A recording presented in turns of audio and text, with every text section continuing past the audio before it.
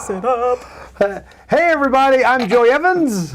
I'm Camilla. I'm Chris Yee. I even forgot if we say our names You did first. great. Or Yeah, I believe in you. And I get to speak first. Sorry, I was giving Joey an inspirational speech before. He was. It was going great. She was.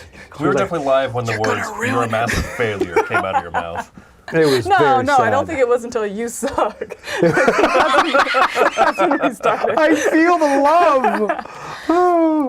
Okay, so we are back to our top 100. We're now in the top 20. Top folks. 20! I know. This is where the games get good. This is the heartbreak chunk. Because it's like these, if you ever ask me my top 10 games, I'm like, oh, this one for sure. Oh, this one for sure. And then you do it and they don't make it, you're like, Wait, no, this is wrong.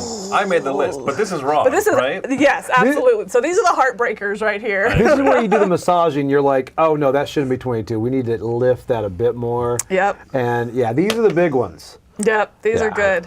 Yeah, no, I absolutely agree with that. Did you really look at it? No. Your eyes on your own clipboard, Milla. Mine's are up here. All right, we want to give a big shout out to the World Series of Board Gaming as we have during this Top 100 series, but with a really cool announcement that next week, during the Summer Spectacular, the World Series of Board Gaming will be a sponsor. Tuesday. They even let Joey be there. Only 4 days though. We capped him at 4. He can't come Monday. Yeah, That's because fair. my wife's becoming an American on Monday. We'll be playing games, so. Yeah. But if you're interested in signing up for the World Series of Board Gaming, then come back next week during the actual spectacular because there will be some cool announcements, some cool little things, and discount code. Ooh. So you'll learn more about that. Tune back all next week. We're going to be doing tons of live plays of games. We'll be concluding both Roy, Wendy, and Jason's group, and us will be doing our top 10 of all time. Yes. There's a lot to get through. Tons of games, announcements, Dice Tower Awards. Yeah. All that next week. And have you peeked at the Dice Tower Awards? Do you know the awards? Yes, I have to, yeah. I didn't peek. You weren't invited to peak. I wasn't call invited a spade to a spade. So that's all next week during the World Series, or during the Summer Spectacular, sponsored by the World Series of Board Gaming. Yes.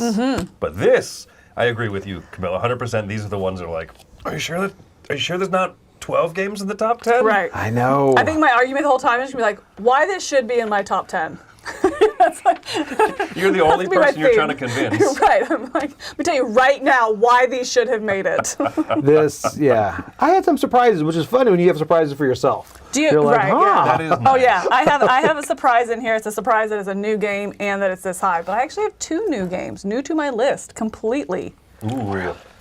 Nothing brand new, but I have definitely some that are like first time in the top in this high up. Oh really? Oh, I wonder if I had any like great jumpers. What do we call them? Jumpers or skippers? Lava leapers. Neither one Do I of have any those. lava leapers? What's happening? I have right a now? lava leaper.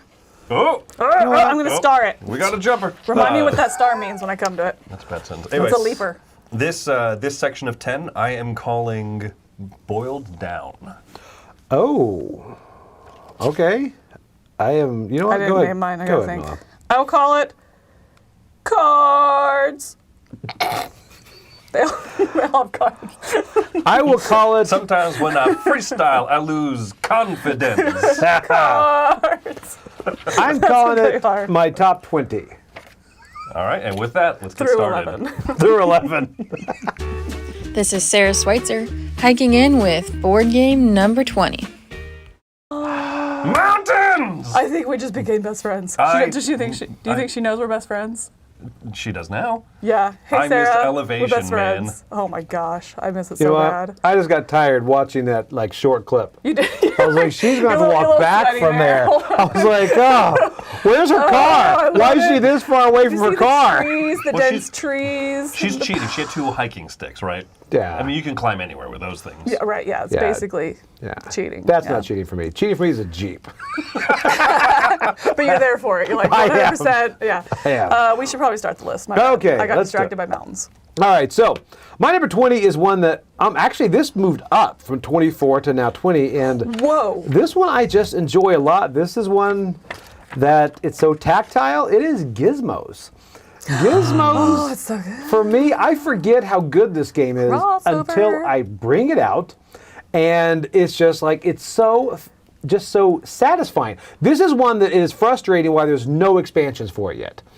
They need You to. think so? I want more stuff. I want don't more know. cards and things. I think I love it right where it is. Really? I do, but I wouldn't mind if the right expansion came out for Right. it. Just no more cards.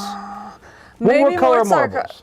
No, I'm just kidding. No more marbles. No, It's already hard I enough. think I just like right where it is. Maybe more cards, but I don't know that I'm not tired of the cards. I haven't gotten to the point where it's like No, and I'm that's waiting true. for that one card. That's usually when I feel like I need more cards. It's like, ooh, I hope that one comes up. Okay. When I start I agree. memorizing cards, that's where I need to add. It's just, But- this feels like the engine. I mean, when you have your little corral and you're starting, like, why do you have 12 more? Oh, you can't have 12 marbles. You know, and everyone has their own situation they're getting into. And this is one that every time I feel like it ends too early, which is a Yeah. good way to feel. You're like, oh, man, I'm so Yeah. close. Yeah. You know, Yeah. this one, it feels great. And this one, I'll never get rid of this, Gizmos. It's wild to me because I've played this for years. I mean, regularly for years, and just at Big Game Bash, I played it, and for the first time saw someone go, well, I'm trading in 2 red marbles, which because of blah, blah, blah, blah, blah, blah, counts as 7 wild marbles. It's like, I'm like, what? well, thanks, Wendy. I thought I was Yes. going to win this time, but Right. no. I love how it went from somebody to Wendy. Wendy, Like, yeah, you're it got like, very I'm gonna keep this specific. peaceful, Wendy. Yeah, he knows she just left. So it's like, at least they explain it rather than like you see them do this, they're going on, you're like, I need to double check all that math because that's right now. This is a crossover for both of you. It was my number 31, All right, and you, and Camilla's dying. I found my windpipe. so yeah, this is a triple crossover. All right, this is a great game. It's If on you don't Wendy's know. list, it's on Roy's list, it's on a lot of people, yeah. Yeah, this is Lot of us love Kinesia's best game. Forget who goes next. Let's stall until Roy tells me. Hey, it's you. All right. Windpipe.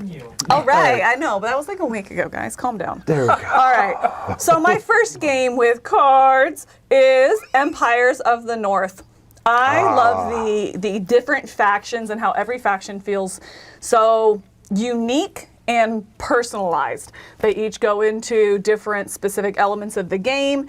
And one of my favorite mechanisms of games, you'll see this again in one other game here in this list, but it's where the round progresses and players go until they run out of actions. So I take one action, you take an action, they take an action, I take an action, and you keep going until everybody passes. And then you reset, you do the cleanup, you score, and then you go again.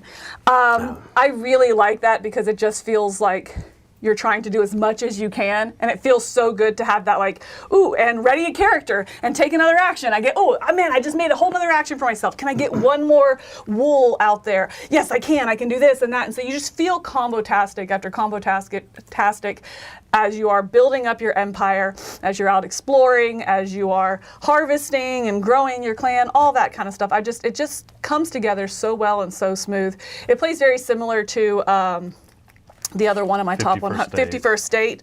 I think I like this one a little bit more because the characters feel a little bit more asymmetric as you have your personal deck. And I like that aspect of it.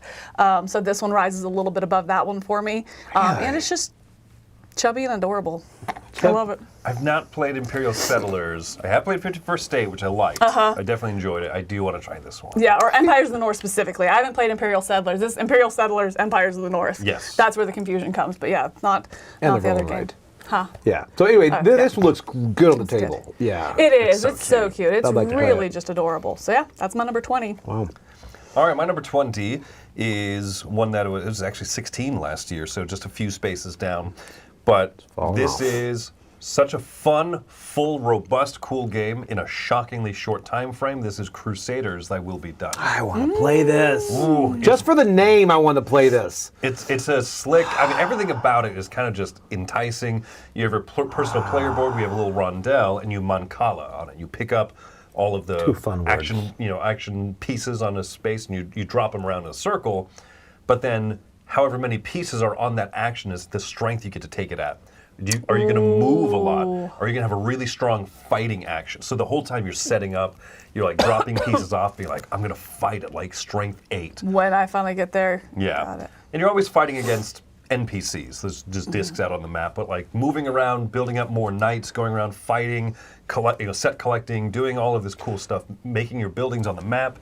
Every building you construct out there gives you like permanent +1 on fighting. You're like, yeah. Is there no direct combat? There's no direct combat PvP. No player versus player. Okay. Interesting. And I like the systems in this a lot. So because of that, it never like bogs or slows down. The whole time it's just advancing, and it plays in like 45 minutes. It is 45 minutes, really? Yes, I think it could consistently play this under an hour. 4 players with new people being taught. I don't know why. I've avoided this just because I thought the time frame was much longer. Yeah. I think I avoided it because I assumed it was shorter. I was like, it's like a 20-minute filler game. It just looks like, and it has too many cubes. So no, I'm actually surprised that it is beefy enough for 45 minutes. It just shows my ignorance, I think, and mostly Joey's ignorance. Mostly Joey. Most things show that. What are we talking about? I love this. Well, yeah, that's why it's my number 20, Crusaders. How to pronounce foreign languages. Repeat after me in Dutch. 19. Tom, pay attention. 19. That's finally a good use for those planets. We need a... Right, we need a reaction video of Tom trying to pronounce that. Oh yeah, he would do great. My new at that. life goal. All right. I have low standards for myself. Low expectations of life. Yeah, I can die peacefully now. All right, my number 19 is one that this is probably one of my most upgraded games, and probably my most plays for a game this year. I probably played it 9 or 10 times on the cruise. I played it a lot, and this is the shell game. As a game, this is Wandering Towers. You love this game. I love Wandering Towers. The whole idea of this is it is like you got to find your wizard. You're moving towers around. They're going up and down 2 dimensions, and you think you can keep track of your wizard, but the more those towers move, the more the super tower is formed. You cannot find it, and it punishes those people that only want to pay attention on their turn. So they're like, do a little move, and they get on their phone like, hey, Billy, what are you doing tonight? Ha! Where am I? This isn't therapy. So it is therapy for Not me. therapy. Hide him. No. But no, this is... No. Let's get us off of chess. Billy, you stink. Billy! Stop distracting somebody. Some Billy's friend. So anyway, no, this is great. I love it. I've upgraded mine to 3D printed tiles, and also there's a lot of variation when you get those cards. When you have different cards, like I have certain ones I love. Like I love piggyback because like then if you're there with another wizard and they move and you're like you're taking me with you, and it's just all of that stuff is just so fun. And these little micro expansions for this work because you give me 5 more cards, I'm going to be happy for a year. So this is a lot of fun. Well, Joey also has low standards too. I have very low Give standards. me any 5 cards. Skip, 6 of clubs. I'm happy. Yeah, that's it. For a year. That's it. This is so this is a great game, and you guys both like it. I haven't played. I watched it played. I don't know. It looks like it has a lot of memory in it. You would get Fun angry. fact about my memory, it's bad.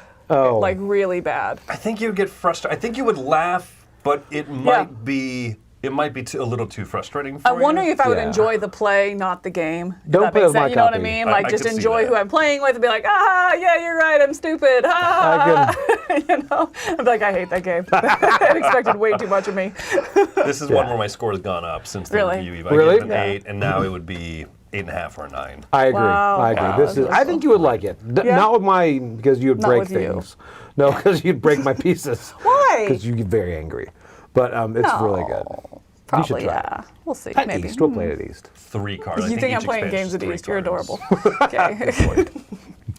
All right, my number 19 is an Old Faithful. It is, gosh, you know what's funny enough is I have a solo game on this chunk here, but I think I played this game more solo than that one, which is a solo game, if that makes sense. Like the other one on here is a pure solo only game. This one Oh, I I know what probably that played is. even more. No, you don't. No. Shh. I know This one I played even more solo. I probably have played over 50 games of this solo. Really? This is Cascadia. It is so smooth. Solo. It is such an easy play. The solo mode of it is so easy and so smooth.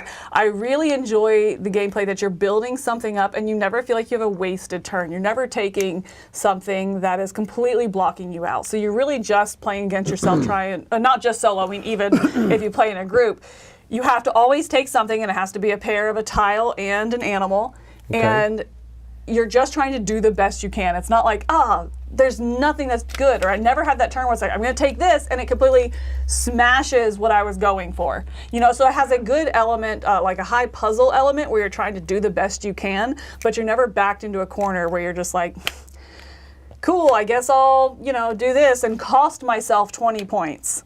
So it doesn't ever have that frustration factor that sometimes puzzle games can come with. And so I just find it extremely pleasing to play, whether it's solo, whether it's with other players. I think it scales up and down very well. Maybe not up into like the new expansion that takes it to 5-6 players. I'm like, yeah, that's a little bit much. That can drag. Yes, but I mean, but between 1 to 4 players is really, really smooth. I have never played this solo. I did not know it was that good solo. It's just a very smooth, very, very easy. Huh. Yeah, it's you take a turn and then you remove one of the options. I think it's the rightmost option each turn. Okay.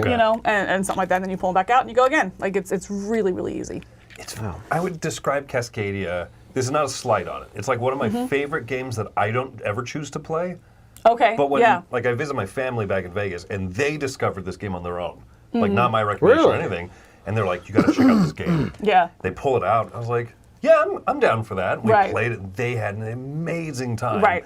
And it's one I always enjoy playing. I Right. just don't choose it. It doesn't come to the front of my mind. For whatever reason, it didn't come to your mind. Yeah, that's funny. But it is so solid. It really is. And someone just asked in chat, they said, oh, so you like Cascadia more than Life of the Amazonia? And I think right now, yes, because I've definitely explored more of Cascadia. Right. And so I get excited to go in there and really play against myself at this point. Whereas Life of the Amazonia, I think I'm still growing with. So, my number 19.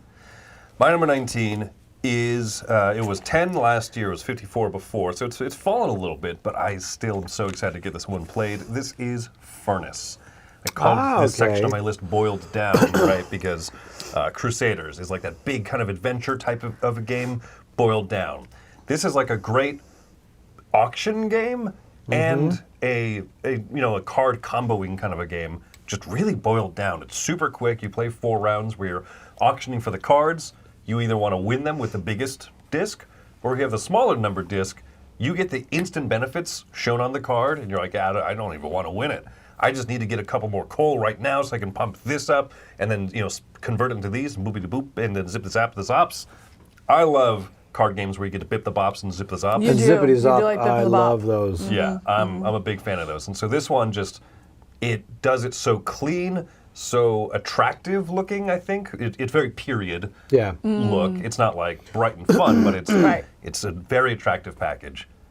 It's one of the few games where I was like, I'll get the playmat. Just because it like enhances that feel to The it. feel? Right. You got into the theme. Okay, Chris. I know. Okay. Yeah. My wife loves this one. Yeah, and I need to play it. So she's... Oh, you haven't tried it yet? No.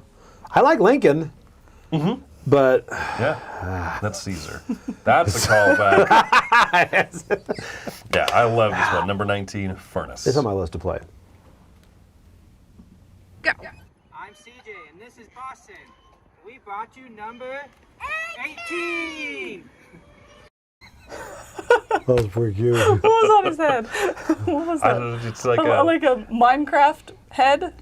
I'm not Look sure. like I feel like that's like from some Gelatinous anime cube. or something. Type thing. Roy has no idea. I like how doesn't know. he said anime. We all look at Roy. Right. Everyone's like, no. Roy's the corner So we're going, like, no. okay, apparently not anime. Not anime, 'Cause okay. Roy would know it otherwise. Probably. All right, so this right here, this is a new one on the list, not a new game, but this is one I've played a lot, and I've bought a lot of expansions for, and this one was Multiverse before Multiverse was cool. And this is Shadows of Brimstone. Shadows of Brimstone is a dungeon crawl style game that is pretty much, it's really like Zombicide if you could take every Zombicide and put them together. The whole idea is the whole fact that it takes place and there are all these portals that things come in and out of. And because of that, you are able to play anything you want. You know, you can go, I mean, you can have a priest alongside with a samurai, alongside with a cowboy, and then you'll be fighting zombies that are not dinosaurs yet. I'm out. That'll be All right, I that'll be tried. holding up coffin shields. This game is a lot of fun. I've just started exploring it, and because I mentioned it, people at West came up and said how much they enjoy this game. It's surprising how great this game is. And it looks good when it's painted. That's cool. It is bad because you have to put the pieces together, but it's not that bad. But this is a great game. Well, I'm sure. I mean, usually assembled minis are better quality and better detail and you know, Right. that kind of stuff. So I Yeah. assume it looks. So, and this one we will be doing a Catch-A-Palooza here supposedly soon, and I think you guys will like it. We do have an assembled one here at the office that eventually you guys will play. Is it kind of like a miniatures combat game? Is there a hex grid or? No, it feels like zombie side as far as the movement, but there's a bit more to it because you can't get. It's about darkness. You can't get too far away from the darkness. So the further you are away from the person with the light, you know, you have to roll for darkness every time. So different like what events happens happen. hypothetically if you got too far away? It's bad. Now, Final Fantasy Crystal Chronicles. But also, how bad? but the leveling up on this is really good. One thing is this can sometimes go long. I think it's been like 4 or 5 hours. I think this should be about a 2 to 3 hour game. Yeah, okay. So otherwise, it needs to be able to mitigate to keep it that length. But it's a blast. So this one's really fun. Very cool. So- Very cool. You Sounds said, a bit you said fun. we're doing Catch-A-Palooza for it? We Is are that going to what do you said? Catch-A-Palooza for it. Like, you could be a you Viking said that, or a like werewolf. Tom said that. Like, where is this on the Thomas level J. of actually happening? Vassal said that. In writing. Not in writing. He puts nothing in writing. I know. He can't even write. That's how committed he is to not putting things in writing. That's it. Don't tell him I said that. Seriously, don't tell him I said that. Number 18 is a new to the list for me. It's one that we were talking about. I'm surprised that it made it this high. But at the same time, as much play as I'm getting it, as much as my desire to play and the amount that I'm playing right now is at like the top of my list. Big, little? It's little. Yeah, it is. Tic-tac-toe. Is it Dragon It is Keepers? Dragon Keepers. Oh, really? Yes, I adore Dragon Keepers. This to me, I always explain it as Fabio. It's like as Fabio the dragon. No, I explain it as like a side quest to Legends of Andor, or kind of like you're the support crew to the heroes of Legends of Andor. You're like, I'm just training the dragon so you can go fight your quest. You You're know, the pit crew, brushing yeah, your hair. exactly. Exactly. Yes. That's what it feels like. But man, do I love the hedging your bets or pushing your luck element of this game. It doesn't have push your luck where you necessarily bust, but you want to get the number of cards that you play and the type of cards that you play, the color cards, to be just exactly what you have in your hand, to where you can take those big actions. Yes, 4 red dragons. I have those red dragons. Boom, I can play them. But then the fun part comes where everybody has the follow action, and if they have the same number, they can go ahead and lay down and score it as well. And the game has an immediate hard end when somebody completes, or when communally a number of amulets are completed, Right. depending on player count.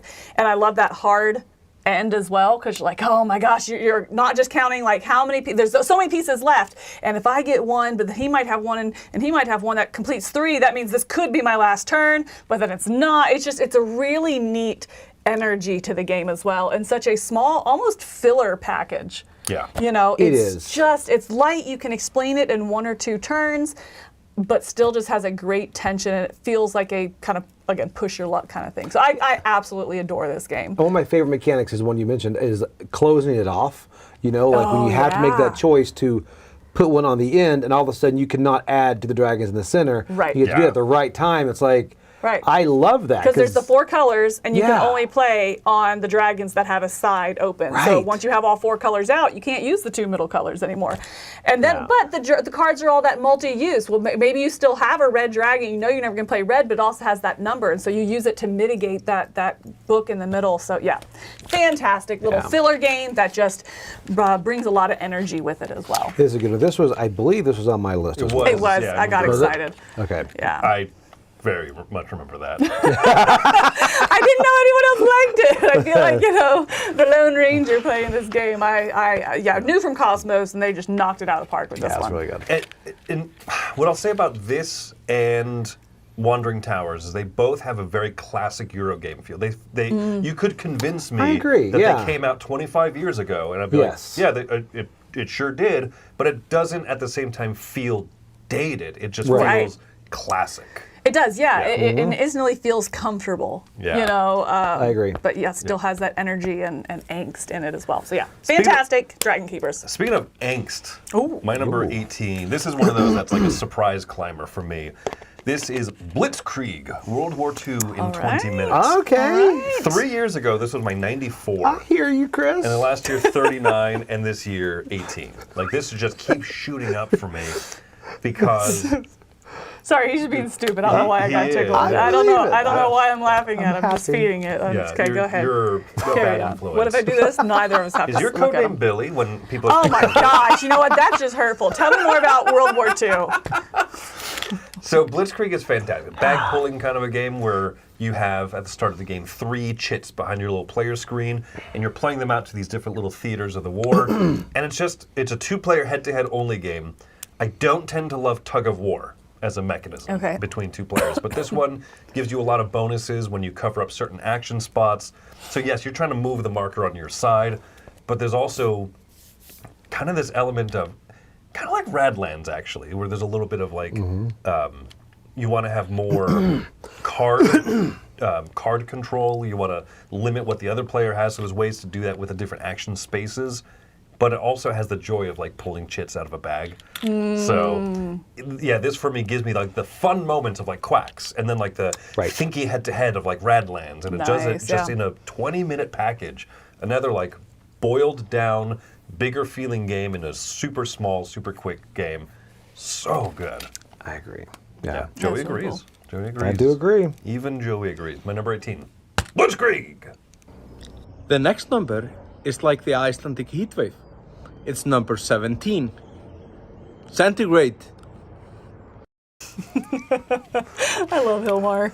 He's fun. Hilmar, trying to teach us concepts like centigrade and meters and Iceland. And how to pronounce that hammer. Every time I talk on the phone with him, he's like, "Will you please tell Tom it's pronounced?" I'm like, Is yep, that it's Monya. I'm like, got it. more for them? I let him know. And every time I can pronounce it, he's like, "That was really good." I'm like, "Thanks." And I hang up. I'm like, "Nope, never again." I have no idea what I said. as shown here. Shown. Yeah, that's what I took away from our conversation. Monya. Oh. Joey, save us. All right, my number 17 actually went up from last year. Surprising, it was on the list last year. I thought it was a newer game. I don't know. Supposedly it was. But this one is Clank Catacombs. I love Clank. Catacombs, I didn't know how much I wanted it until I had it. Because I love Clank, obviously. But Obviously. I mean, I talk about it. It's, but this one, the whole thing with Clank is you get one path, you kind of decide, oh, I'm going here. You have to deviate if somebody cuts in front of you or whatever. But this one has so many choices on, I can't get back that way or I can't get down that way. This one is, I really enjoy it. And the whole prisoner aspect, I like what it brings to it. Clank has this ability to not, almost like Ticket to Ride does, in the fact that they don't introduce too much at once. They will slowly kind of drop and drip things in there and slowly get you into this new system.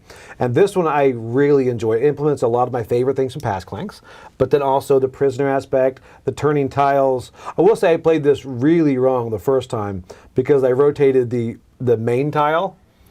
And we all died. We're like, well, we just can't get back. It's not possible. Oh, okay, yeah. So it was like very not satisfying.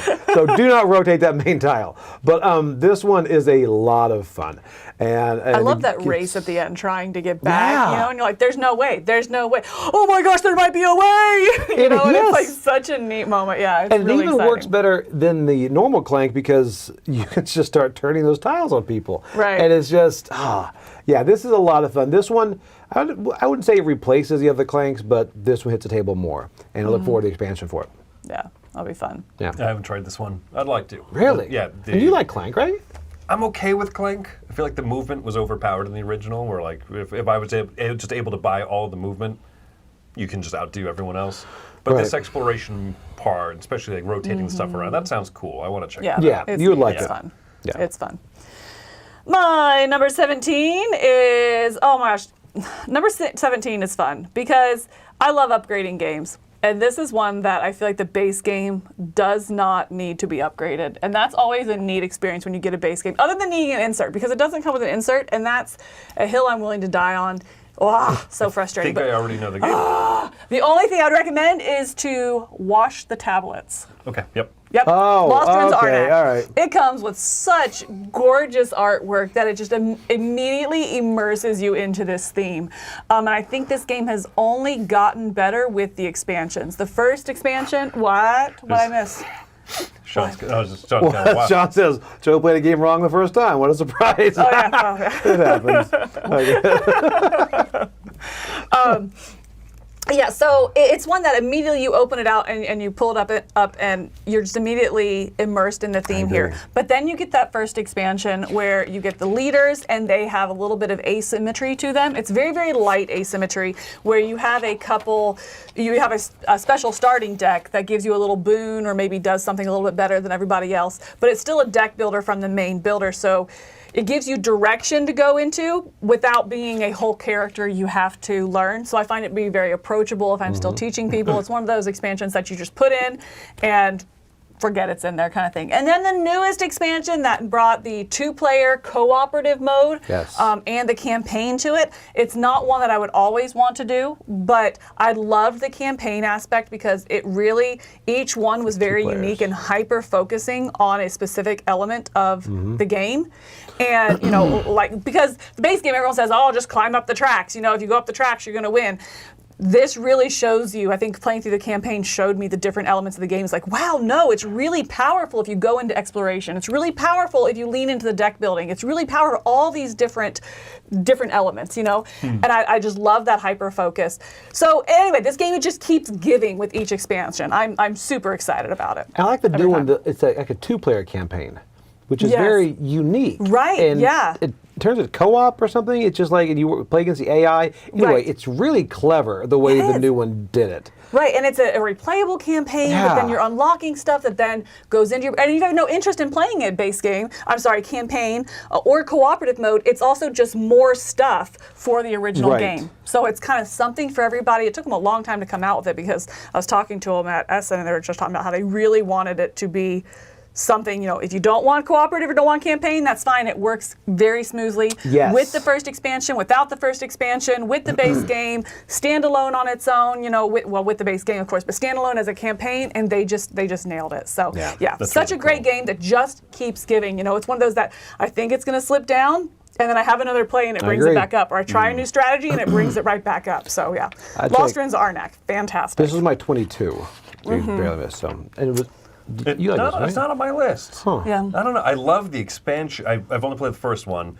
Like, I love that expansion a lot. And the basic game, I think, is solid. Good. You know what I mean? It's not yet approaching that top 100. But Got it. Yeah. I don't know. I mean, that co-op mode sounds really neat. It's doesn't fun. sound just like, we put it in the box to sell it. Like, it sounds like it was really thougtle. It really, So, yeah. And there's a waterfall, too. There is a waterfall, and there's one where it's, I don't want to spoil it. It's good. It's good. We need to have a spoilers one where I can tell you. I'll tell you We right should have one whole spoiler episode. We Just so spoil I can talk every about this. game for you. He was dead the whole movie! We should have a spoilers video where we could just like talk about all the campaigns and like our favorite moments of it. You know, The candle. We can finally talk about the candle. Yes. Yes, I agree with this. All right. 0 views. Lots of comments, angry comments. All right, my number 17. This is a cooperative card game. This is the highest trick-taking game on my list. This is The Crew. The game that needs almost no introduction, man. yeah, This, too good to be trick taking. Wow, that should go on the side of the box. and here's the thing, is if you like trick-taking games, you have a very high likelihood of loving The Crew. Even if you don't love trick-taking games, I agree. I found out that I didn't like trick-taking games after this game. And not because of this game. Like, I Whoa. went out of this, I was like, I love trick-taking games. And then I played trick-taking games, like, oh no, I hate trick-taking.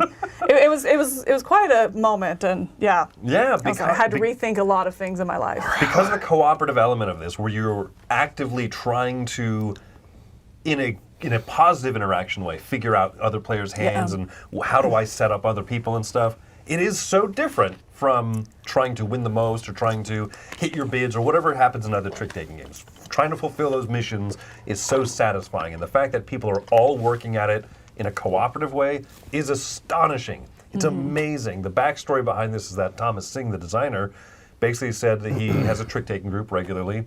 and he just had a second deck of cards, and he was like, hey, let's try this.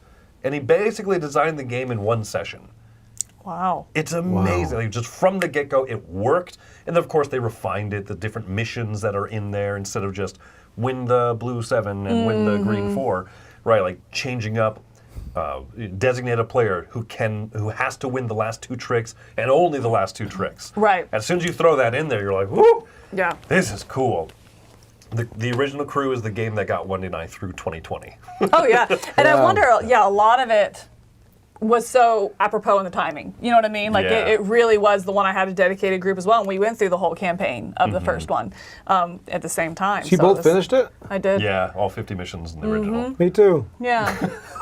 We played it 2-player as well. We played it with multiplayer, but also as 2-player. Yes. This is really underrated. It is Right. really neat. Have you done a 2-player also? Yeah. I haven't finished can't it tell if he's like kidding. you guys. Oh, okay. Yeah, no. Is he the one to be part of the club Was right it now? on your list? But, I think this one just fell off my list. Okay. Got I it. think the 50s are somewhere around there Yeah, for me. because I learned it was trick taking, so it dropped. So it's gone. But It's do you dead. guys read the flavor text? That's what- Absolutely. I don't. I'm just so. What? You don't get into the theme? We read the flavor text mostly as a joke. We read it in like a mock German accent. We're like, oh, the spaceship is blowing up. The servants will help us. You guys are making me so sad. How? What? Well, I just get so excited to see what the next whole thing to overcome, because that for me is like the Well, you big don't know what part. to overcome if you don't read about it.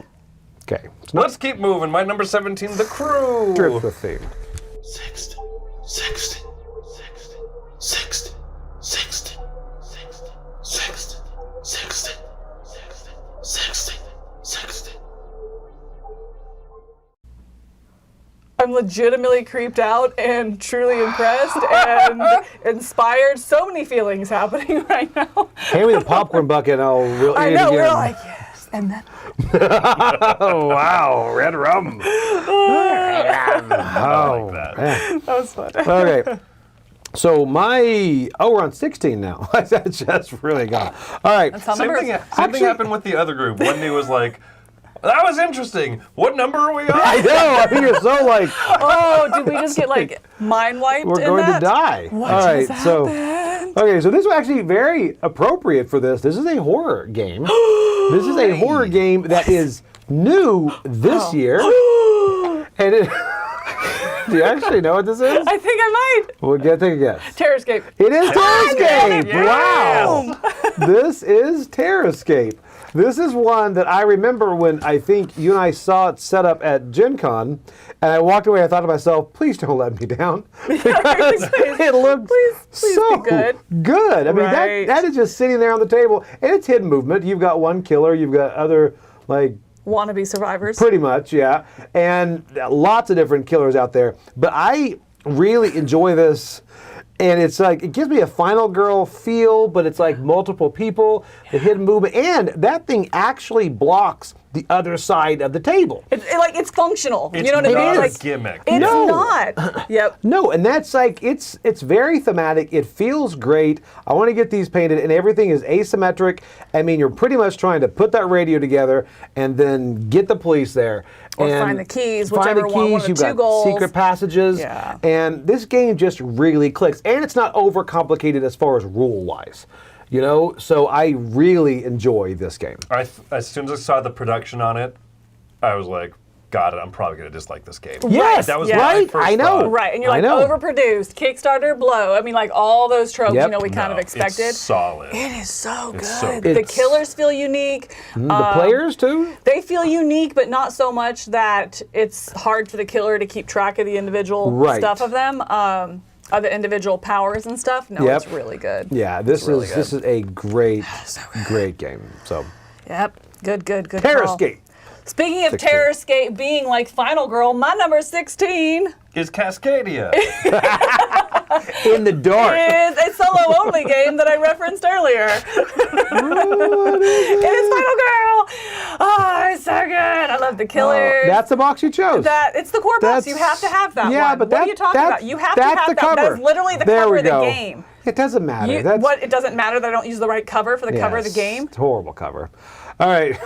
That's the cover you chose? Of the game! Okay. Yes, I apologize for choosing the cover of the game as the cover. I'm gonna start That's my picking- official policy. I'll start my picking official different statement. game covers, actually. Why not? Oh, yeah. Yeah. Hello my Kitty? number, my number 20 is a boring Euro game. I'll just pick a cool looking cover. Yeah, next time you have to get like a boring one, just be like, nah. Can you start filtering your covers maybe? Have you tried Instagram? Run through the filters. And Oh, just that's a skit right there. Like, turn down the Euro by 7 factors. Yeah. Oh, be good. All right, Final Girl Is it is on the list? Oh, it is, 57. fantastic. I love the push your luck, kind of hedging your bets, whatever you call that mechanism in this. It is a dice game. It is super swingy. You are buying this card. You're using your energy and your resources in this to buy these cards and putting so much into that one roll, which completely decimates you, or just Right. hits on the highest level, and then you just go in and like hiya hiya hiya hiya on the bad guy, and then you're like bye two knives. at the same time. Yeah. It's just like the really highs, really heartbreaking at the same time. You're like, oh, I put all my emotional resources for this round into that one card and completely busted, and I have no mitigation in my hand. You're like, wah. Oh, I love it. It's just such highs, such lows.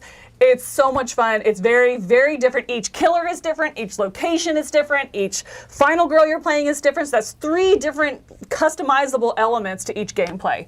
And it's got the mini game of putting together the box afterwards. How like the box Literally opens has one way magnets. and this way, and it's just I love the whole box situation. That's a game. It is a game for me. Wow. That is. That's why Joey loves How do you feel about tying your shoes? Is that a game? Oh, I have Velcro. Says the man whose shoes are literally in frame. Nice. That's true. Don't worry, they're Velcro. Well, It's so good. the chat is calling me out. They're like, Chris better have a horror themed game. Yeah. Do you? In the top 20? It depends if you go in the furnace. I'm going to argue that this actually has the creepiest cover of the 3 of our games. Probably creepier than that one. That just had the words Final Girl. Core Boss. What? Core Boss! It's a Core Boss! You have to have it! I can't play favorites when it's my number 16. Look at that cool theme. My number 16 is Golem. This is, it's a Euro game through and through, right? Oh, yeah. But it has a great theme. It looks spookier than it actually is. And then you see the board and you're like, oh. Yeah, it's Euro game with tracks and stuff, What? right? But the idea of constructing these golems and stuff to go around, there's supposed to be the protectors of the city of Prague. And for the most part in this game, they kind of just accidentally ruin things. It happens. But this is functionally a dice drafting game that uses a little marble tower, and then you pull out a marble with the color and the number of marbles that are in that track is how strong the action you take. It reminds me a lot of the benefits of the dice drafting from a game earlier on my list, Grand Austria Hotel. Some of the same designers. But I love, and your personal player board is massive, and you have all these things that you can upgrade. Your golems are roaming through the city, and they're taking actions on this track that they're advancing. This is Eurogame tracks. But if you let them roam too far, they start just like smashing the city, and you're like, wait! You're supposed to be doing helpful stuff. And they're like, nah, boss is more fun, you know. Can you play the golem? I want to be that golem. I will let you play with it and just let your golems run amok. I love it. I love it. And the most Eurogame punishment possible, each golem you let run amok is -5 points. That's fine. I'll really lose happily. No, this is an amazing game. It has some of the best comboing and engine building and income resource management. And it's one of those games that's like, there's 12 turns for every player. So every turn just like really ramps up and matters a lot as the game goes on. So every turn counts. I didn't realize it's that short. And I'm not talking about gameplay time-wise, but like the turns. It's so few turns. That's interesting. Oh, I almost lost my... Yeah, it does a lot in that time frame. It's amazing. So my number 16, Golem. Good cover. Rolling with the beard here, and I get the opportunity, nay, the honor, to introduce game number 15. Whose dice got rolled again? The top 10. All right, I gotta admit, last time I had like a mental moment where you're talking about what yours is gonna be. Like you're building up to yours. I'm reading the comments and I see the alien one is good. I'm like, oh, they must be ahead of us. And then I was like, hold on, they can't be ahead of us. He had This is another live. green screen moment where he thought it was going to It's x-ray pretty to his funny. bones. It's like happening. One of my favorite memories. He's like, why can't I see inside? That was Not how green screens work. I do Buttercup. have that moment. Okay, so all right. So my number 15. We're gonna move right on. Deliciously dumb. Okay. So this is my number 15 here. This is how life falls apart. Is a 4X game, and we're on 15, right? Wow, sober us up yeah. real quick. This one right here is this is a drop from 3 to 15, but it's still my top 20. I love this game, and this is Heroes of Land, Air, and Sea. I think I might need to play this. This is a Camilla game. You would love this game. You think so? This one, Is that a promise? It is. Oh yeah. Is it a bet? Well, no, you will intentionally not like it if I tell you you're gonna love it. That's an easy bet to win. No, I didn't like it. Give me $50. All right. This one is great because this one it's so asymmetric as far as when you bring in just your factions or whatever, your armies are great, but then you bring in the mercenaries. Everything is so. I mean, there's so much variability. Like, I think there's an assassin for one of the factions that can just run up and just kill someone. And it's like, it's so fun when they beef up, they have their mercenary in there, and you're just like, hey, I'm just going to go in there, and he's dead. And they're like, what? And it's just the moment. Sounds so fun. Oh, but listen. I'm not convinced that you would like this one. Oh, she would get so angry. But this one. So you should have taken the bet then. If you had me convinced I might like it, but then if I don't, just to spite you, and then But this one is great. I have not played. Like, I saw Roy at one of the events play like the huge, like the cloud one, and like 6 players. I have not gone that crazy yet. 7, right? But I'd be up for that. I have not played this with Roy, by the way. But this one is a great game. Mine came pre-painted, so they are painted. So it's like this Yours one are is painted, great. you said. Mine, because I bought them painted. Oh, The okay, only got reason. it. But yeah, this is great. Here's Land, Air, and Sea. Just a fantastic 4X game. All right, my number 15 is starred, and as predicted, I don't remember what that means. Why did I? It's the what? It's the lava leaper. Oh, my lava leaper! My God! You even said. I did. I was like, remind me what it is. 'Cause I'm not going to remember. What was the other one you wrote down? You're like, nice rain. Yeah, my nice rain. That was Sleeping Gods, and I was like, oh yeah, it's nice to play on rainy weekends. Clearly, that's what that meant. My shorthand's fantastic. Bullet points. Yeah, my number 15 is a lava leaper. It is Oathsworn Into the Deepwood. This is my biggest jump for this week, or this chunk here, and it started at 26 and is now down to 15. I'm currently in the middle of a campaign, and I am absolutely loving it. I love how different each scenario feels. It has one of my favorite things in campaign games, which are the two distinct sections, you know, or that the half game, I guess. You know, the first is a story, and then the second is like a battler or some combination of that. We see the same thing in like KDM, in Aeon Trespass Odyssey, things like that. But I love that the story part at the beginning is so engaging and rich, and you're making all of these different decisions that you don't know how they're going to play out or how they're going to affect you. You're also getting clues on what the big boss battler is going to be that second half. Then you get in the boss battler, and it's revealed who it's going to be, what it's going to be, how they're going to fight you. All of this is I can't talk too many spoilers. I'm like reining everything I say back here, but they feel very distinct. And then the epilogue at the end, when it kind of brings the two together, the decisions you made at the beginning, plus the people and the connections you made, and the outcome of your boss battler. It's just so engaging, and it's really is like watching a mini series or something where you're like, what's next? I almost feel like the episodes end on cliffhangers. They don't. I mean, it's all resolved in itself, but you're like, yeah, but then what happens? Well, now we have this, and then what happens? You know, it's so engaging. I'm really, really enjoying this. We're not quite halfway yet, but everyone has been completely different so far in a very positive way, and also without too much overhead. I never felt like we had to relearn the game. Right. That's that's impressive. Yeah, that's huge. Right, that it can feel unique without having a lot of overhead on it each time. The voiceover is so good. Oh, it's so good. Not the Foreteller app. It uses it uses its own app. right? I'm sorry. Yeah, it's its own app. Yeah. So good. Yeah, really, really good. So yeah, Sworn Into the Deepwood. So good. It has a star next to it. Last section of the list, you said like all of these are like my number one game. Yeah. You know, and this is one that I thought would be in your top 10. Yeah. Oh man, my number 15 though, I'm very excited to talk about. He does look pretty excited. I don't remember if you've talked about this one yet or not. You But might I have. will. I don't know. We'll see. Is that a bet? Bet. Kids, as the kids say, bet. No crumbs. Bet. Did I say that? I'm so old. I don't know. know. My number 15 is Destinies. This, I was surprised, was not on your adventure games list.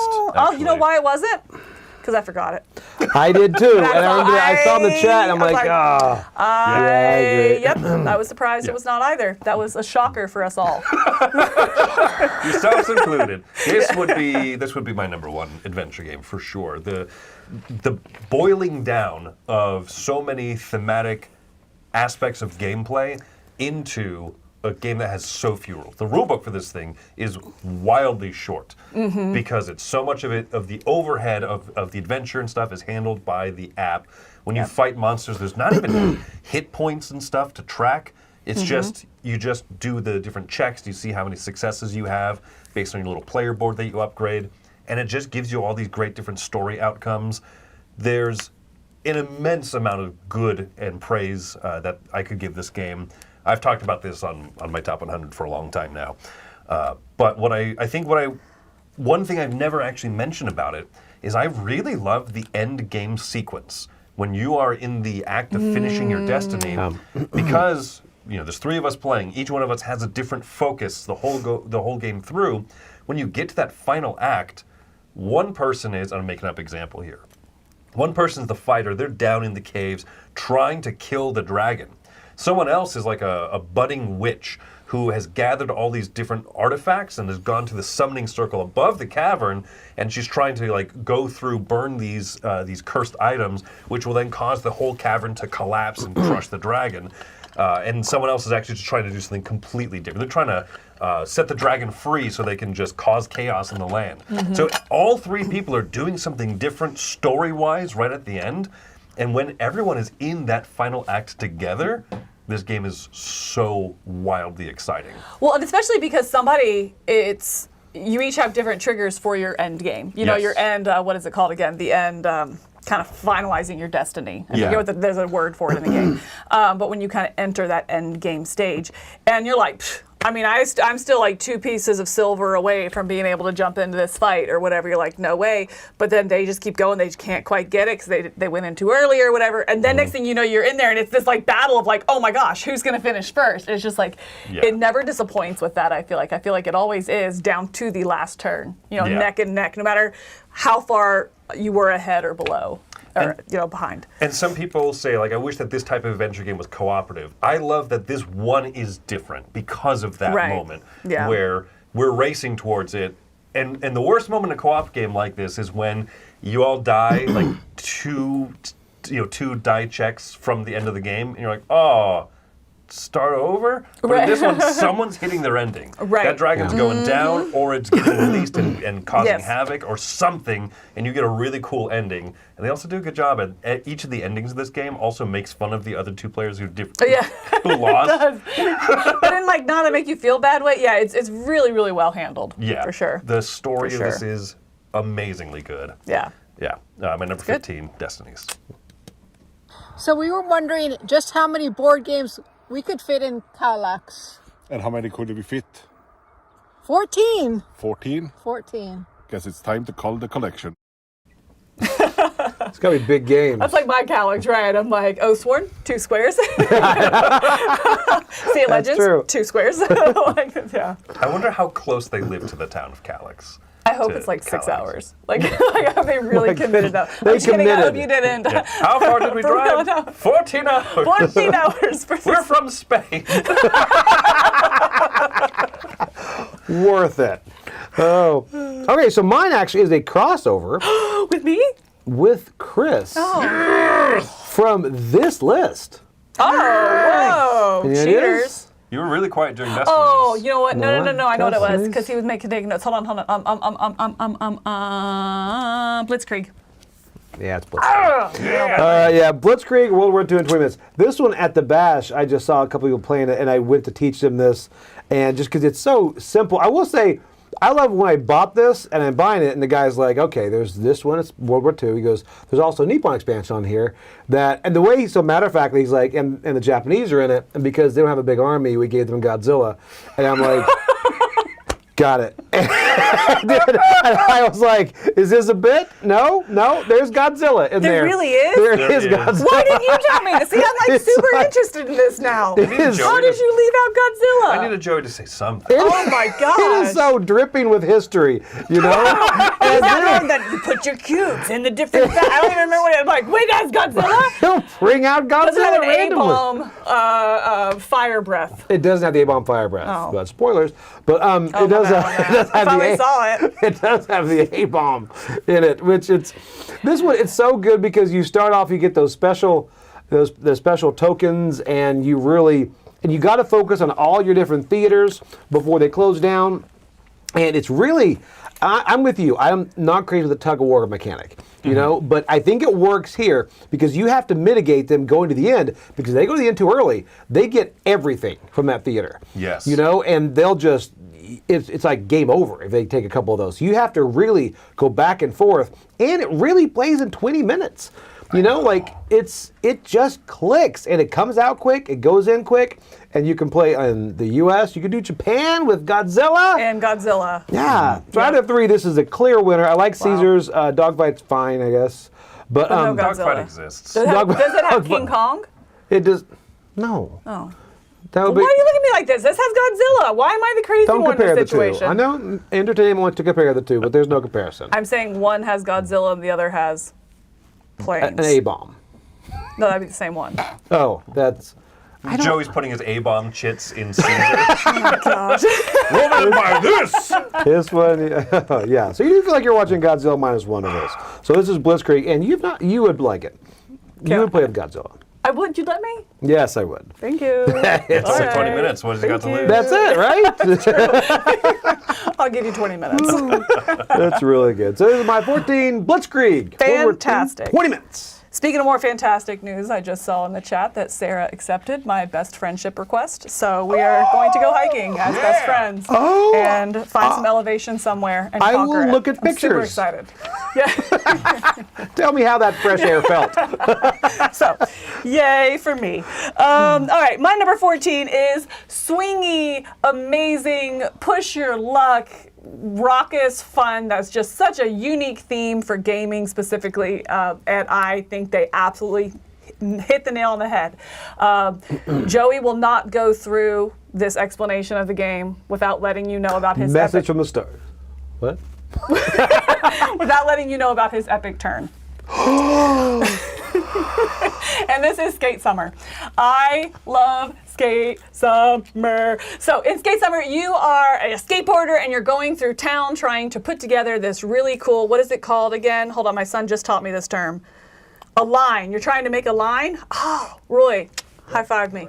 All right, so you're trying to make a line, which is a series of tricks that you do. So it's like a combo of tricks. It's called a line. It's a line. Yeah, Right. yeah. See, now you know what I know from my 11-year-old. What Johnny Cash is talking about. Yeah. Oh my gosh. Yeah. It's, so you're. I've played Tony Hawk. I know what's up. So you're going out and you play down one of your tricks, and then you have to roll the dice to see if you land it. And as you're playing this, your balance is shifting from the front or the back of the board as you're trying to play more and more together these hands, so you can actually go together these cards in the right color combinations to go out in the actual town and skate through to collect different objectives. You know, whether it's collect the bells, everything from the Tony Hawk video game.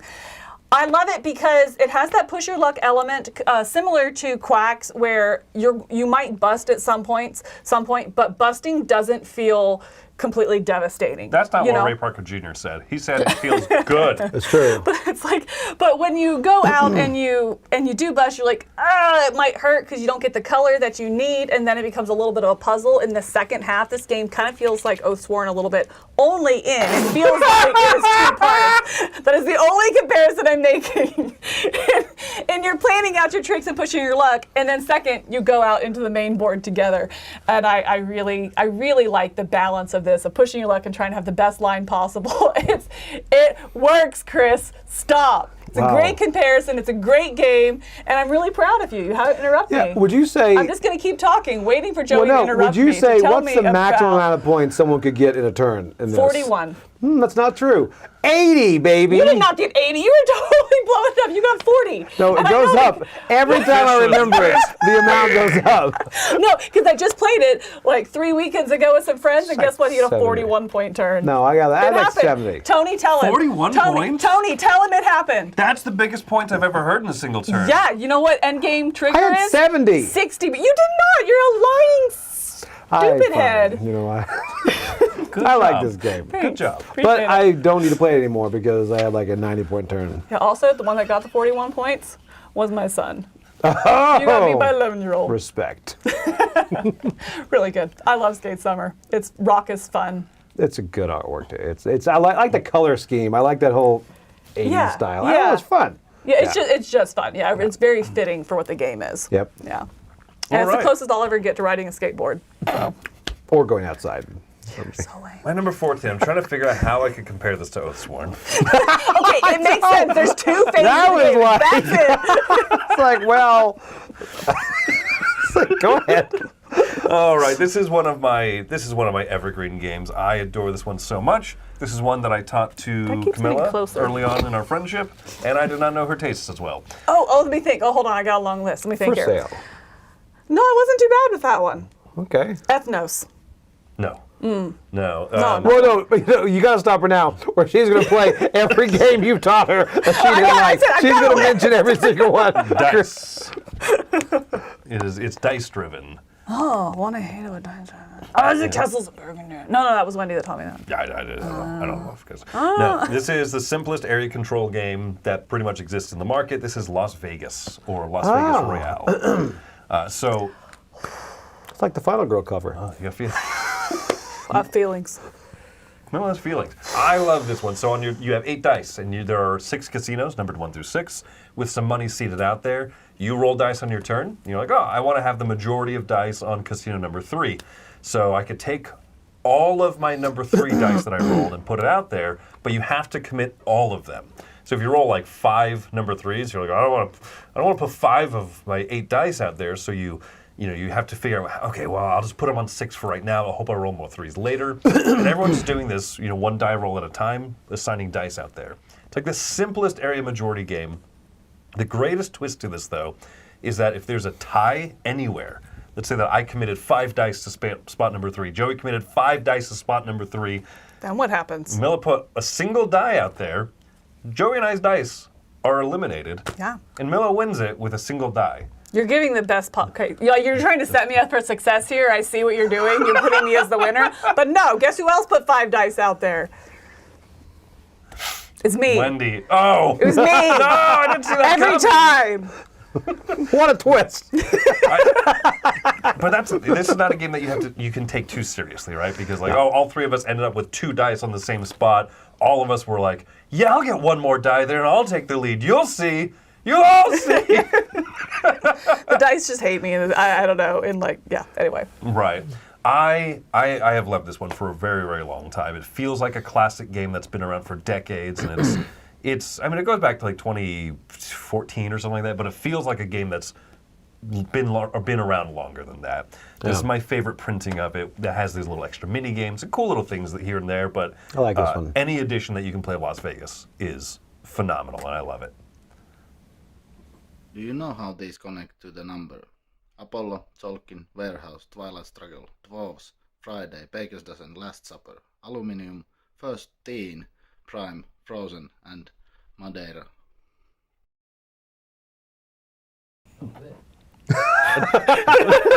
I kind of feel like the Winter Soldier. Like some of those code words that Yeah, right. I was like, Also, we're going to activate. It's like, wow. oh, it's fun. Wow. Okay, so my number 13. I could probably get both of you to mention. I know you've mentioned it. And one character in the name, you mention him, and you're going to know who it is. And I just have to say one word, and that's Rasputin. Oh, I love this game. Yeah. Death may die. This is Cthulhu Death May Die. Why'd you put this box cover my on gosh, there, Joey? it's the worst, Wow, Joey. are you serious? Wow. Did you guys plan this? That's a cover, folks. That's a cover. They could have just went black and said Cthulhu Death May Die. Core box. They could have done that, but no. Put the big guy on there. Yeah, this is a great dungeon crawl or adventure game. I don't know what you're going to call it. Battler. The I boss don't know. battler. Dice. They're all mixed Listen, together. But this one is great. The miniatures are great. I mean, the characters in there are great. And every time I see this played, I'll just sit down and watch several rounds of it. Yeah. This one really stood out. It's really, I say, I don't know if it's a boss battle adventure, dungeon crawl, it's about crushing monsters is what this is about. This is just a big, dumb game that has good feelings and has Rasputin. And who was the other little, Lizzie Borden? You have the little girl. Who's Yes. just called the little girl, and she just lights things on fire. She's like, ah! Yeah. And then you have the Borden characters, who I usually play with the axe. Yeah, who has like all the like great movement and like really sneaky, kind of feels more like a rogue. I like that character a lot. Yeah, this one, I love this game. It's so good. So, not my collection yet, but it will be, hopefully soon. Ah, it's so good. Such a this good is game. such a good game. Yeah. Yep. My number 13. Sorry, I saw the 3. My number 3 Good plus save. 10 is. Sorry. My number 13 is a very kind of relaxing nature game that makes you feel like a boss. I love it. You feel so combo-tastically amazing in this game. You had me at combos. Nature Go ahead. combo. Is this Havertell? No. This is Earth. Oh, Earth. It's comboing, and you're not necessarily comboing together, but the way your cards are triggering in a specific order, you're just building and building and building and building every single turn, it feels like. So every turn you are taking, if it's your turn as the first player, you are choosing the action, but then everyone else gets a less powerful follow action. Also, every time you take an action, so on everybody's turn, you are triggering your entire tableau. And I love that. It just makes you feel, again, like a boss, like a powerful, because you're building up this tableau and you're like, oh man, if I got another blue card right there that allowed me to add growth, because this is a great card, but it takes growth away. So let me play this growth card right here. That way, every time blue is triggered, I'm growing and then using that growth to power this other card, to power my compost, whatever the synergy you have set up. It's so varying in the different strategies you can play into. You can really maximize scoring of the tableau. You can really maximize your turns, what you're doing there. Just a lot of different avenues to go on this one as you're playing, and it makes you feel that combo-tastic as you are building it out and triggering it every turn of the game, not just your turn, but on someone else's turn as well. I think that's the beauty of this, is you are constantly doing something and trying to better the tableau and the efficiency that you're building. So you're building your tableau and getting bigger and beefier, but you're also trying to make it more and more efficient as you hone in on those extra cards. So yeah, I really enjoy this And it one. doesn't get too overwhelming as you build that, because you just pretty much go left to right all the way down. And it's really, it's Not just as you're so building, simple. you mean as you're triggering. As you're activating. Yes, It just stays simple. Exactly, I like and that. that's why this one rises above a lot of other ones, where you can trigger in whatever order you want, because I tend to get really overwhelmed in those, not knowing which one, well, if I did this, and so you never feel like you were at your maximum efficiency, because there was too many, because there was like too many choices for me to make, and so then I think and overthink, and then I map it out, and then I forgot how I mapped it out, so I don't know how to execute. This one, it's like, it doesn't matter, you can be dumb like me and just go left to right, just read the book, and then it's just, it's so good. Yeah.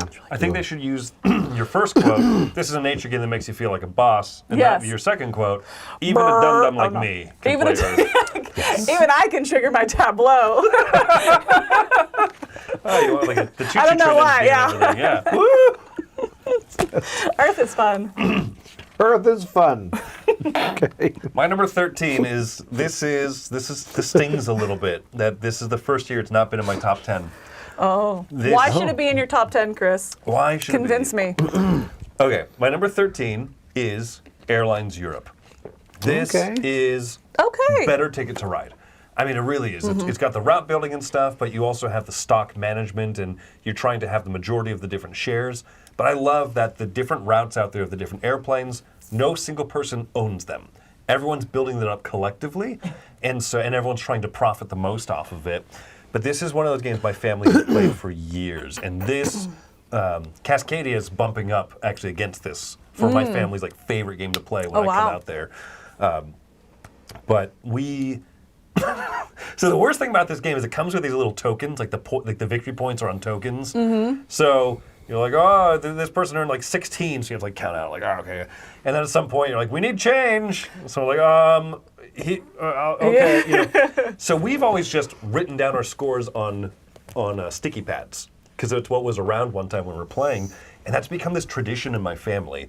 That Wendy, myself, and my stepdad or my brother will jump into the game. We're writing the scores down on the sticky pad, and at the end, we keep it in the box. I don't know why we started doing it, but now years later, we have so many sticky notes of all the different scores, and it's such a personal joy to open up that box and be like, remember this game? This is the time that Wendy won by 90 points. Remember this game? This is the time Wendy won by 30 points. There's a trend here. Remember this game when Wendy won by...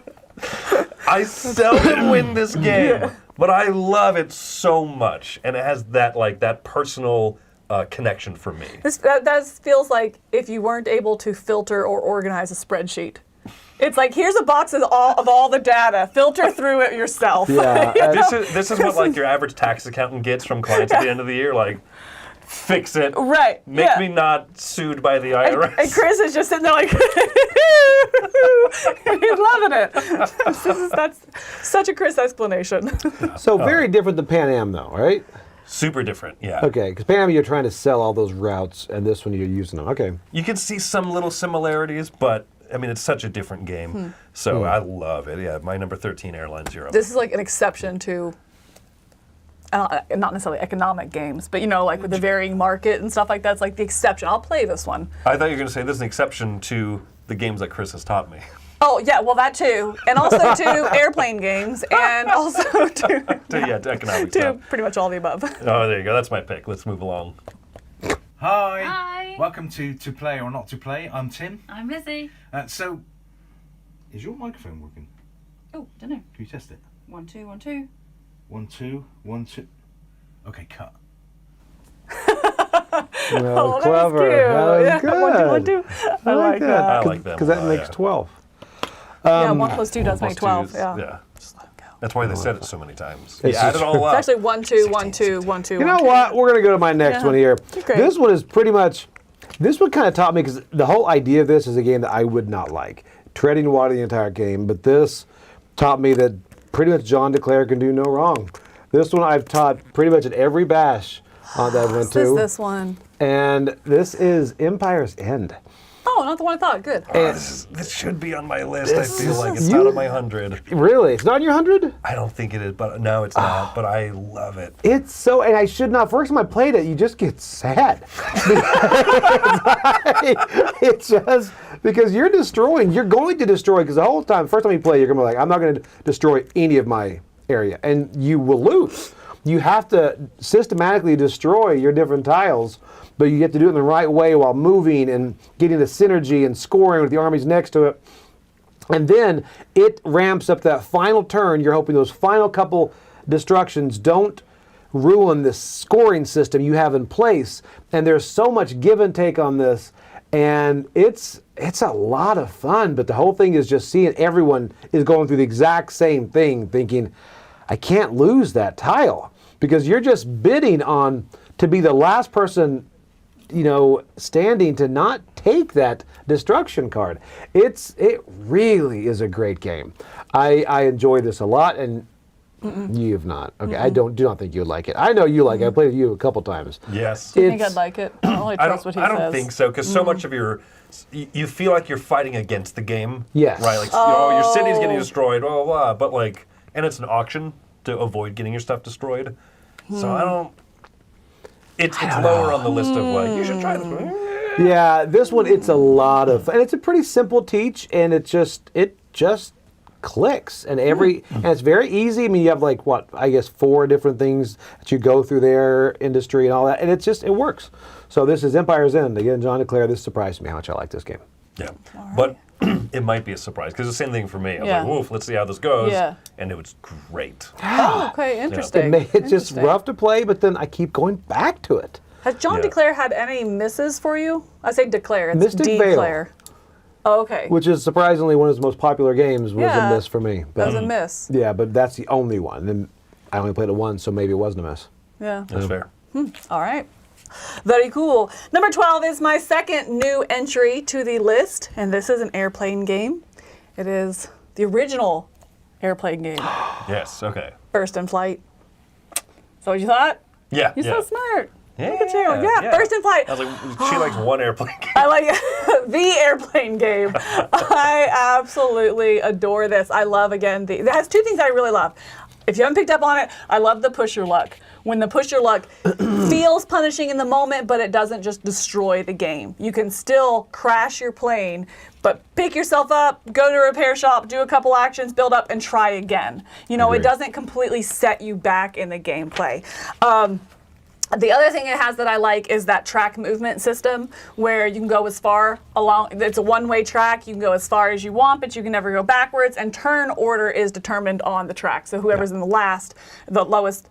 furthest behind is the next player. So if you get too far ahead, also some people might have 2 or 3 turns. But sometimes you have to do that because you're like, I need to fly, and you guys keep taking those flying spots. I need my runway time. And so you have to skip away.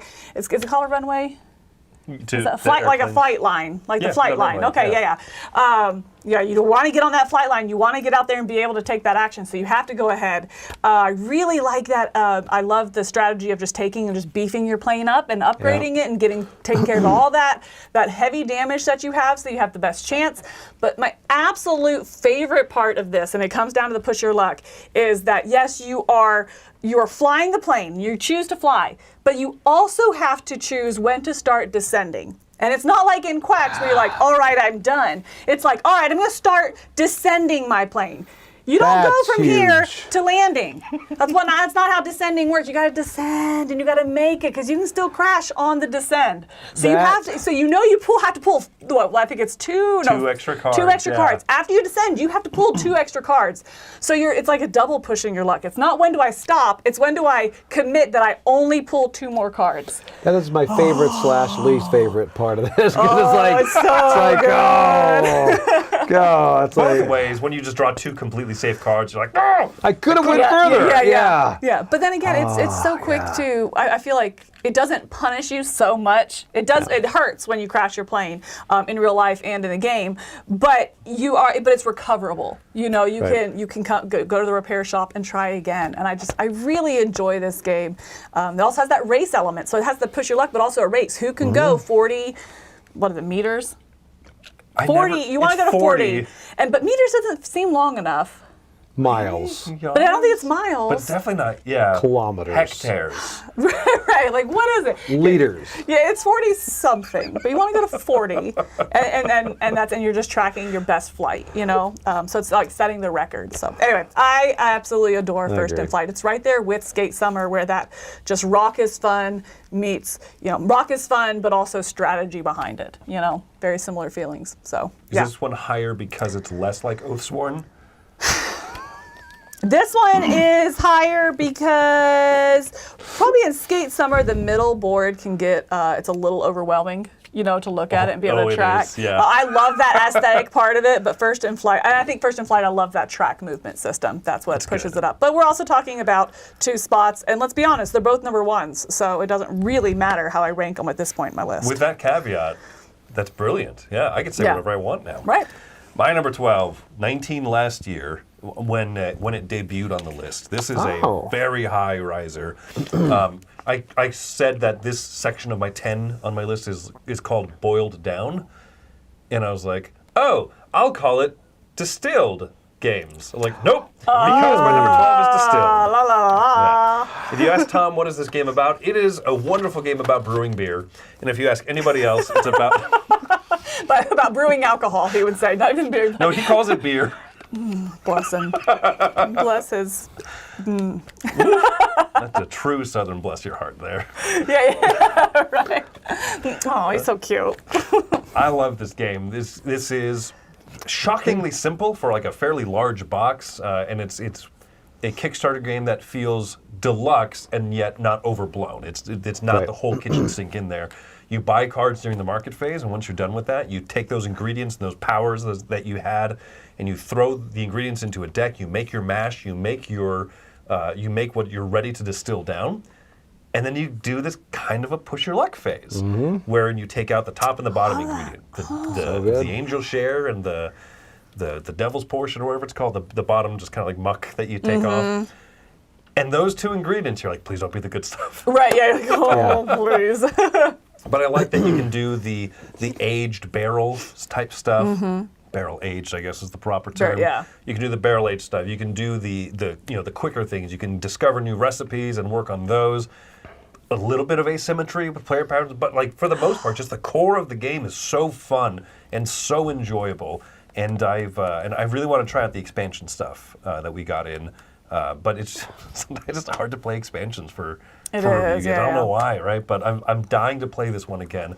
I love this one so much. This agree. is so high on my want to play list. I have not You've not played it. I've not. Everything about it speaks to me. I mean, I love the topic, and yeah, I do. I really enjoy going to like distilleries, and I love doing distillery tours and just like how does this one do it in little microbreweries. I just find that fascinating. So I love the theme, but then also has that push your luck with some Euro game mechanisms as well. It just it's every explanation I hear, I'm like, yep, and it just hasn't happened yet. And this one surprised me. And every rule in the game is thematic, and so you can tell that it was not like, well, what theme works for this game? No, it was made for this theme and with this theme in mind. And every rule is thematic and yet still easy to play, easy to learn. It doesn't have those like, why is this really obnoxious, hard to remember rule in here? Because theme, like, no, cut that out. And this one did everything right. This is my 55. Yeah, I really enjoyed this one. That's cool. Number Very 12 nice. for me, distilled. Hi, I'm the winner, and the next number in the Dice Tower Top 100 countdown is... Hold up. I knew I wrote it down somewhere. What is that number? What is that number? I'm going to let Tom down.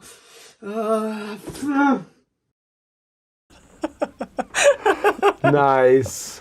That's commitment. That's permanent, by the way. He's committed. That's permanent. Yeah, that's good. Yeah, we appreciate He actually that. flew to Calyx first, found people already there. So he thought, we'll go ahead and do this Also, one. did you notice what rule book was on the table? Cascadia? No, you're wrong. Oathsworn. No. Distilled? No, you're not going to guess. Are you gonna tell me? Just know it's good. No, you're going to have to go back and watch. I'm going to make you watch your own video. Put it in the comments. Somebody tell Joey. That was Spirit Island. Was it Spirit Island? You don't know, you didn't look. Oh, okay. It was, yes. It was. Speaking of which, Spirit Island, it's funny you say that. It's not on your list. it's Don't not. even joke. It's not, I'm the only one no. that likes the game here because Mike left. No, my number 11 is, people call it overproduced, but I call it very fun and a really fun blocking game. And this is Foundations of Rome. Foundations of Rome is pretty much, it does take up an entirely full Calyx. But when you have it out, it looks great on the table. It's one of those city building games that afterwards you go, huh, I made that. The whole thing is you're getting plots and you're putting out there and you're wanting to get enough plots to be able to build the larger buildings, to raise your population, to get your income.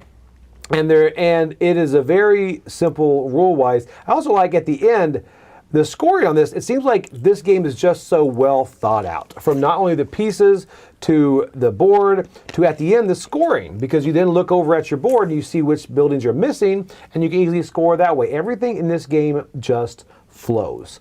I will say I did not get the washed ones and I'm really regretting it. But Why don't you just wash them? Because then I have to pop those little things off. Or and just I tape over have to them. Google how to wash something. Or So just ask your it's a wife. lot of steps. That's true. That's true. Yeah. I could have her do it. But no, this is... No, Alex, that is not what I said. I said ask her how to do it. Fine, I'll do them myself. Throw me under the bus. Camilla said Do you your own washed work. these. So this one is great. I really enjoy this game as a city building. Are you excited about the Foundations of Metropolis? I am. That's well, okay. I don't know much about it. That's the same one except more of a retail. Same game. Comes in a tickets right size box. It has tiles. I'm sorry? Has tiles, right? It's just like it's just cardboard Tetris. tiles. Yeah. And it comes with they come in the tray still. Yeah. So you pull them out of the box and the board is laid out. Or like your player board. So Nice. Okay. I'm wickedly excited about that. I did not know they still came in the tray. That made a big, because we had that discussion when we rated this game, and I was like, no, I don't want a smaller one because I feel like sorting through the tiles and finding what is what would be very confusing and time consuming, you know. But yeah, if it comes in the tray, that's interesting. We'll see. Yeah. So Very cool.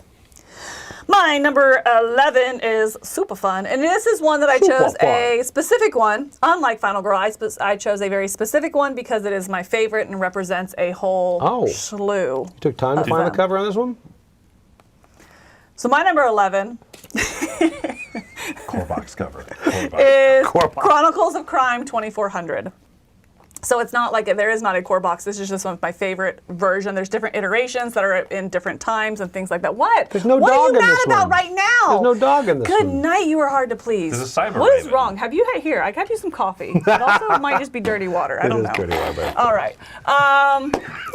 So Chronicles of Crime, you feel like a detective, and by that I mean both sides of that. Those frustrating moments where you're like, I don't know. I don't know what I'm supposed to ask, to who, at what time, to where. Oh, cool, I think this person needs this one, but they're not going to be here till 6 tonight. What do we do for the next 4 hours? Not in real time, in game time. And so you're trying to put that together, and so it has those moments of like, it's not frustration, but moments of like tension where you're like, we're not really getting anywhere. And then something opens up and you talk to the right person. It's like, oh my gosh, we're so wrong, they're not having an affair, they're actually siblings, or whatever it may be, whatever information is. I just made that up because I don't want to spoil it. It's a Game of Thrones That's where version. you went. No, I don't know. It's just like, I don't know, okay? But I really enjoy the aspects of this. Now, all the different games, there's Chronicles of Crime to start with, which is like a Scotland Yard theme. And then they did the Time series, which is in distinct time periods. So you have the 1400s, which has the dog, and that's a lot of fun because you have this dog companion who can smell stuff and go find it for you. You're like, here, boy, go get her. And she's like, okay, and then goes and finds the person. You're like, yes. And then you have the 1900, which is set in the 1900s, obviously. And the 2400 is my favorite because it has this cybernet, so you're constantly not hacking in, but piping into the cybernetic community, I guess, and meeting different people, and you're trying to figure out, I'm talking to this avatar, I think they're good, are they helping me, or are they the actual bad person? Okay, I know who it is in the cybernet, but who is it in the real world, because you got to step out and go find them, and so it just has a really neat vibe and feel to it. So yeah, I love Chronicles of Crime. It has not quite those frustrating moments, but those tense moments of just like, I don't know, I think we're stuck, moments where you think you're stuck. And then it has those breakthrough moments, which just feel so good. So, yeah, I agree. really, really enjoy it. Yeah, Chronicles of Crime is super good. And I still like the base. I like the I do actual to too. go back. I haven't dove into all those expansions for that one either yet. Right, and then you have the Redlands expansion that has like the Stranger Things one? It has, the vampires and kind of the... Yeah, and I haven't done that either, Redlands? yeah. like there's just some really cool, lot of different material for it. a lot of stuff for this. Yeah. It's a fantastic system. It is, It's great to cast the TV too. I love the casting of this. Yeah. Right. Yeah. All right. My number 11 is a raucous game. This was, and yet it's also a very thinky game. It's very funny to see. Turn machine. I'm sorry to say. I was like, yeah. This was on your list, if I'm not mistaken, Joey. This time? No, just some weeks ago. My number 11 is designed by Rainer Knizia, a well-respected and revered game. Okay. This is Ra. Yeah. This was 79 3 years ago, and so this is another one of those leapers that's just shot up so much as I've played this more. I love the new printing from 25th Century. I love the retail edition, not even the... Yeah, even just with the cardboard, the things that you're bidding for, it's great, because they still give you the wood number chips, like your money chips, are still the big clacky wood pieces. Right. Slamming those down feels so good. And so this is it's an auction game that's raucous in two ways. One is when when someone has the 15 and they're just like, should I spend it or not? And they just go, bam, I'm in. Break your table. Yeah, exactly. That type of exciting moment. And then everyone looks at the person who has the 16 chip and are you gonna? You know what I mean? And I don't know what happens, but everyone turns really immature in this game. Where they're like, no, I don't think I'm. Of course I am! This is one of two games. When you hear a loud game at a con, they're either playing... Just one. no, they're either playing Raw or they're playing Ready, Set, Bet. It's I agree. one of the two. That's not a blatant party game. Right. Right. Yeah. But and the other way that this gets raucous is because it mixes push your luck with the auction, because it's not a fixed set of things that you're bidding for. When it's your turn, you can either start a bid or pull another token and add it to it. And it's so amazing how much that valuation changes. There's no perfect valuation because there's a few tiles that are bad. Like there's a few disasters. You put one of those in there, and I disliked that mechanism the first time I played it. Yeah. But then to see something that everyone's just like, ooh, you're like, ooh, when are we gonna set this sucker up for bid? And someone goes, ha, ooh, and then everyone just like, I don't think so. It's amazing how like ridiculous people get with this, especially when it's down to the last person, and they can guaranteed win an auction, and so they're just pulling tokens out. And they're just hoping, one, not to end the round on accident, and two, not to be adding disasters. So everyone's always like, come on, just egging them on. Keep pulling out tiles. Yeah. You know? Yeah. That's cool. I can't say enough good about this. This has climbed up to my number 11. And you're right. This, I'm impressed. The retail is so nice. So many companies make the retail so bad to make you go get the deluxe. This one, the retail is good. Yeah. Yeah. I agree. Oh, Very nice. That was some good ones. There it is. I'm going to go ahead and tell you my 10th one. Oh, are we? Nope, I'm not. It's a good one. My 10th one will be a crossover. Is Can I it? say that? It's a crossover. Your with 10th is a somebody. crossover. I know my number 10 is a crossover, but not with this group, but no, it's with the other group. I think. Okay. Oh. Yeah. Fine. Yeah. So, Roy volunteers to be your crossover. all right, so that is it. That is now we're down. Next is the top 10, and that is next week. We have 2 top 10 lists. Yeah, Monday for Roy, Jason, and Wendy. Yep, And then we're we'll be Wednesday. Right? Thursday. Are we Tuesday? Tuesday. Oh, we're Tuesday next week. I don't know. I haven't looked at the schedule. Okay. She'll be here. Schedule posted online, yeah. I made my list, so I'm good. Just tell me the morning of. I'm ready. Yes. So again, World Series of Board Gaming, that's Yep. going to be announced next week. The discount code, that's when it's coming out, Chris? Yep. Yeah. Yep. So yeah, more information, and yeah, of course they're sponsoring the whole event next week, so you'll get to see some cool stuff there. Meet some of the people who are previous contest winners. They'll be coming down and playing games with us and chatting with us and everything. So cool. It's going to be a fun time. And then tomorrow, Delicio Factor at 1 p.m. Expeditions, Gears of Corruption. Oh, is that the expansion? That is. I have no idea. Mike put it up there. Oh, yeah, I'm just reading what they give me. You know, I don't know. I don't Do write I the like news, this I game? read the teleprompter. It's in writing. I must like it. I don't know. So, okay, guys, thank you so much for tuning in. I'm Joy Evans. I'm Camilla. And I'm Chris Yee. And we'll see you later on the channel.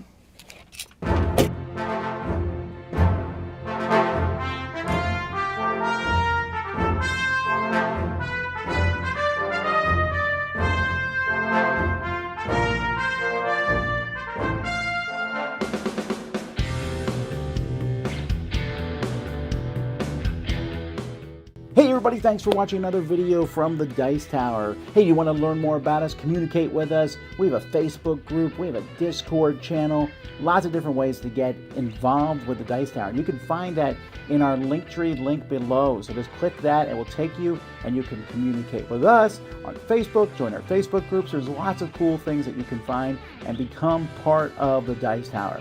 Thanks so much for watching. I'm Tom Vassell.